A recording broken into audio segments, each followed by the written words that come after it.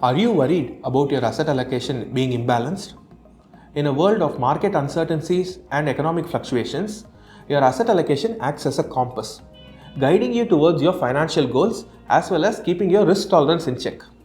Having a good asset allocation not only ensures that you are well positioned towards your goals, but also ensures that you are better able to withstand volatility. In this webinar, we'll talk a lot more about asset allocations, how to go about it, how to look at it, how to correct it, and what to do about it.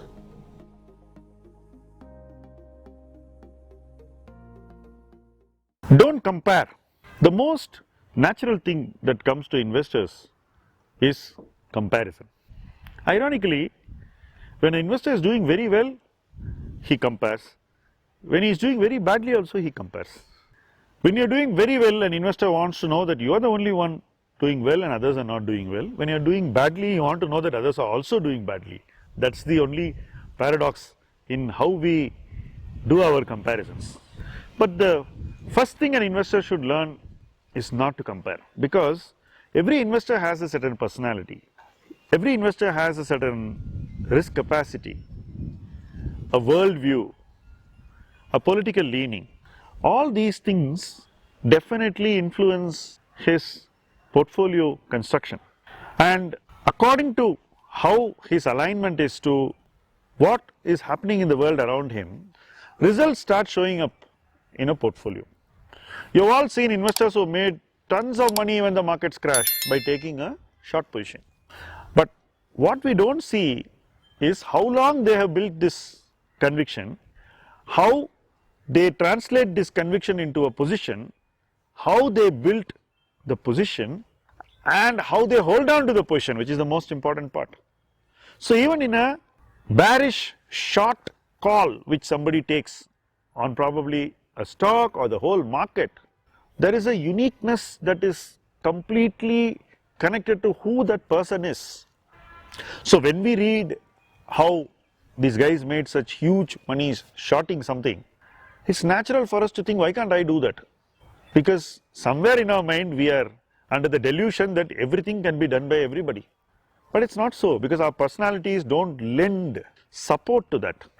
When I see an investor succeed in an investment where he has got in with half conviction, and where that half conviction itself is enough to give superordinary returns, it doesn't disturb, because it should not disturb.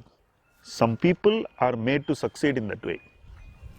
But ask yourself that question, and I do it to myself. Am I really a person who is capable of doing that?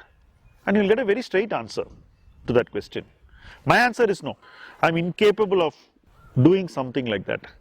And in a market like this, where a lot of people have succeeded like that, comparisons can actually hurt you. This market has seen lesser scrutiny on companies which have given the highest returns. The scrutiny actually hasn't even happened, and the superordinary returns have already happened before proper scrutiny. This is true of SME, it's true of micro caps, it's true of several storified themes. So if you start feeling that, why didn't I pick this theme? You're actually going nowhere, because you are trying to measure yourself against a benchmark which you never even saw in the first place. You didn't intend to do what those people are doing, because you know at the beginning that you're not cut out for that. But when they succeed so stupendously, you start thinking, why didn't I try that? After all, if he can do that, why can't I do that? The truth is, I can't, and probably many others also cannot. I saw a friend way back in the 90s pick up a company for a very low valuation and make a 400 bagger, but it didn't last. Neither the friend was able to capture that 400 bagger profits in his portfolio. Two things: he thought it was forever, and others thought it was a scientifically created return. It was something which would stand to logic. Neither was true.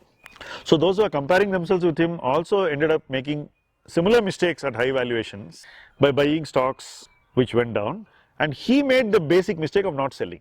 So both of them made the same mistake. This comparison is the root cause of the other people making that mistake. If he made it and lost it. He has a right to lose what he has made.